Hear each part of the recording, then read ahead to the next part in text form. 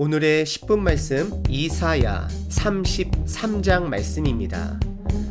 우리가 지금 살고 있는 이 시대는 수많은 종교들이 있습니다. 그리고 정보를 공유할 수 없는 인터넷이 없는 구약 시대에서도 서로가 몰랐을 뿐이지 지금이나 그때나 수많은 종교들이 있었을 것입니다.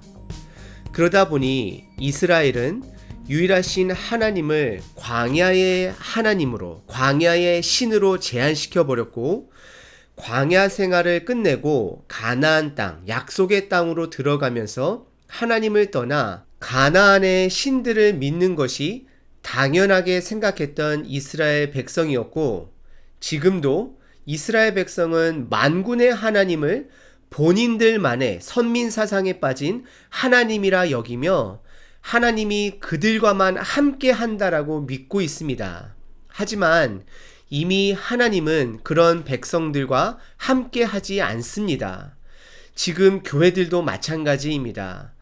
교회는 분명 믿는 자들이 모여 하늘나라 백성답게 살아감을 연습하며 하나님의 말씀을 기억하는 공동체입니다.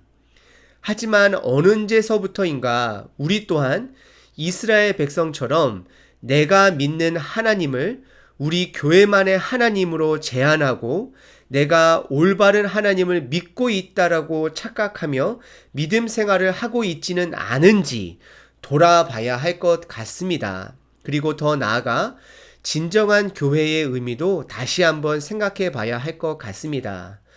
오늘 본문의 주제는 하나님은 이스라엘만의 하나님이 아니라 만군의 하나님인 것을 모든 민족들과 나라들에게 선포하고 계시고 있습니다. 그분이 그분의 임재를 스스로 드러낼 때는 교회의 하나님이 아닌 만군의 하나님으로 그분의 권능을, 힘을 드러내실 것입니다. 오늘 본문 말씀의 주제는 이스라엘만의 하나님이 아닌 만군의 하나님이다라고 말하고 있습니다. 오늘 본문의 배경은 남유다를 지켜줄 것만 같았던 아수르가 북이스라엘을 멸망시키고 남유다에게 조공은 받을 만큼 다 받고 이제는 남유다를 삼키기 위해 남유다 코앞까지 온 상황입니다. 이에 남유다는 거의 자포자기한 상황인 것을 보게 됩니다. 1절과 2절에서는 하나님께서 아수르를 향한 심판의 말씀이 선포되어짐과 동시에 하나님만이 구원의 상징인 것을 드러내고 있습니다. 1절입니다. 너 아수르를 말하는 것이고요. 학대를 당하지 아니하고도 학대하며 약한 나라들을 학대하는 아수르야 속이고도 속임을 당하지 아니하는 자여 화 있을진저 아수르를 향하여 하나님께서 경고하고 계십니다. 그리고 더 나아가서 이 시대 가운데서는 이것이 아수르이지만 지금 우리 시대 가운데서는 하나님을 대적하는 악한 세력을 말하고 있는 것입니다. 내가 학대하기를 그치면 내가 학대를 당할 것이다 라고 말하고 있고요.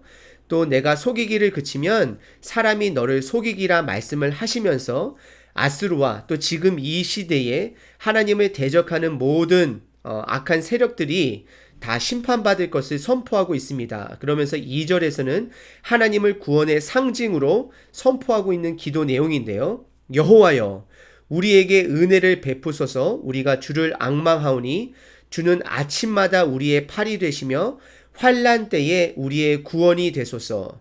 하나님께서 매일매일 아침마다 우리의 구원이 되신다라는 것, 어려울 때마다 우리를 지켜주시는 분이라는 것을 선포하고 있는 것입니다. 그리고 3절과 4절에서는 만군의 하나님을 드러내시고 있고 또 아수르를 향하여 보다 자세하게 심판의 말씀을 선포하고 있습니다. 3절을 보시게 되면 요란한 소리로 말미암아 민족들이 도망하며 하나님께서 임재를 드러내실 때는 민족들이 도망할 것이고 주께서 일어나심으로 말미암아 나라들이 흩어졌나이다. 결국 하나님은 만군의 하나님이라고 말씀을 하면서 4절에서는 황충의 때같이 사람이 너희의 노량물을 모을 것이며 메뚜기가 뛰어오름 같이 그들이 그 위로 뛰어오르리라. 이것은 아수르가 그동안 많은 약한 나라들을 통하여 탈취한 물건들을 다시금 많은 나라들이 그것을 가져갈 것이고 그 아수르가 그것을 잃어버릴 것이다라고 말하고 있는 것입니다. 그리고 5절과 6절은 새로운 나라와 하나님의 풍성한 구원에 대해서 말하고 있는데요. 5절에 보시게 되면 여호와께서는 지극히 존귀하시니 그는 높은 곳에서 거하시며 정의와 공의를 시온에 충만하게 하심이라 말씀을 하시면서 6절에서는 너의 시대에 평안함이 있으며 구원과 지혜와 지식이 풍성할 것이니 여호와를 경외함이 내 보배니라라고 말하고 있습니다. 결국은 하나님을 믿고 의지하는 것이 우리에게 지식과 지혜와 구원이 풍성할 것이다라고 말하고 있는 것입니다. 하지만 7절서부터 9절까지는 하나님께 돌아가면 되는데도 불구하고 하나님을 찾지 아니한 유다의 상황을, 남유다의 상황을 말씀하고 있는데요. 7절에 보시게 되면 보라, 그들의 용사가 밖에서 부르짖으며 평화의 사신들이 슬피 곡하며, 이것은 군사적으로도 아수르를 이길 수가 없고 또 평화의 사신들을 보낸다라고 할지라도 아수르가 그것을 받아들이지 아니할 것을 안다라고 말하면서 8절에서는 남유다 사람들이 아수르의 공격으로부터 자포자기한 모습을 드러내고 있는데요.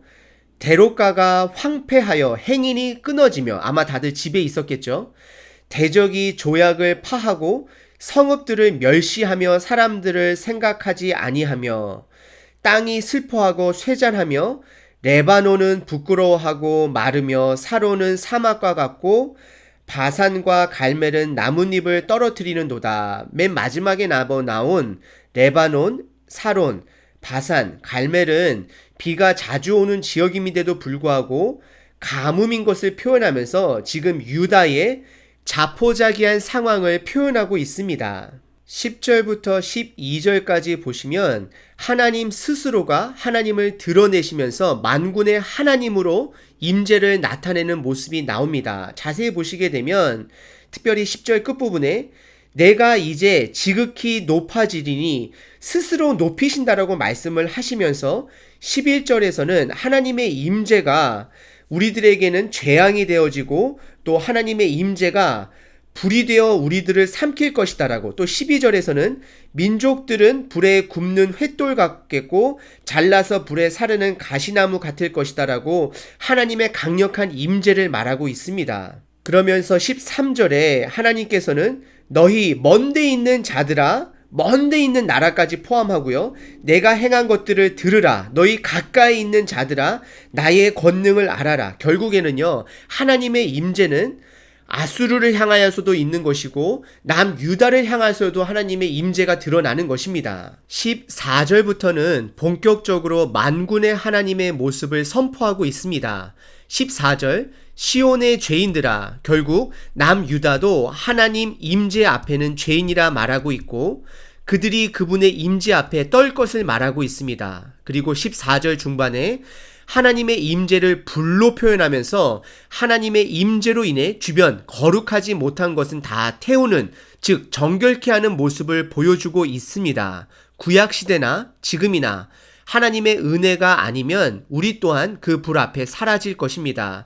하지만 지금 이 시대는 예수님께서 대신 우리의 죄의 심판을 받아 주셨습니다. 그래서 15절에 우리가 다음과 같이 살아야 할 것을 성경은 간접적으로 저희들에게 말하고 있는 것입니다. 15절 천천히 읽어드리겠습니다. 오직 공의롭게 행하는 자, 정직히 말하는 자, 토색한 재물을 가증히 여기는 자, 손을 흔들어 뇌물을 받지 아니하는 자, 귀를 막아 피 흘리려는 꾀를 듣지 아니하는 자, 눈을 감아 악을 보지 아니하는 자가 되어야 한다라고 말을 하면서 이러한 삶의 방향을 사는 자들에게는 16절에 그는 높은 곳에서 거하리니 견고한 바위가 그의 요새가 되며 그의 양식은 공급되고 그의 물은 끊어지지 아니할 것을, 우리가 살아가는 데 있어서 필요한 음식과 그늘과 물이 끊어지지 않을 것을 약속하고 계십니다. 그리고 17절서부터 19절까지는 다시 한번 하나님의 임재와 하나님의 땅 그리고 원수가 사라질 것을 말하고 있습니다. 17절에 내 눈은 왕을 그의 아름다운 가운데서 보며 하나님의 임재를 말하고 있고요. 광활한 땅을 내 눈으로 보겠고 하나님의 소유된 땅을 말하고 있고요. 그러면서 18절서부터 19절까지는 원수들이 사라질 것에 대해서 말하고 있는데요. 하나님께서는 너희들을 침략하기 위해서 계산하고 또 공세를 플랜하고 망대를 짜는 자들이 어디 있느냐라고 물어보고 있습니다. 결국 하나님께서 그들을 없애주셨다라고 말을 하면서 19절에 내가 강포한 오만한 백성을 보지 아니한다라고 말하고 있습니다. 그리고 20절에는 하나님의 백성의 영원한 안전을 약속하고 있습니다.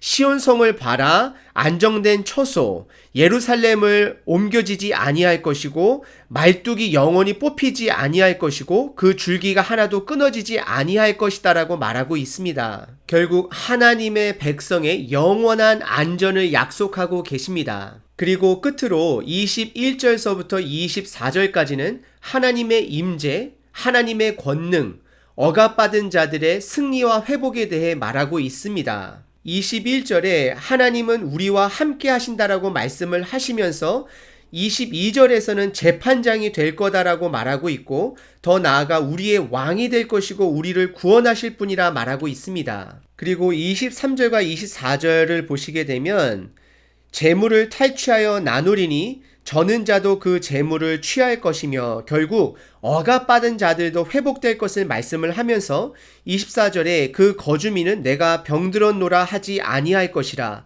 그들의 치유를 말하고 있고요. 거기에 사는 백성이 사죄함을 받으리라 회복 또한 말하고 있습니다. 오늘 하루 내가 믿고 있는 하나님은 나만의 하나님이 아닌 만군의 하나님인 것을 묵상해 보시면 좋을 것 같습니다. 저는 우리가 믿고 있는 하나님이 만군의 하나님인 것을 묵상해 보게 되면 내가 하나님 편에 서 있나를 제 자신에게 되묻게 됩니다. 오늘 하루 하나님 마음 편에 서서 이웃을 사랑하며 사시는 복된 하루 되시길 바랍니다.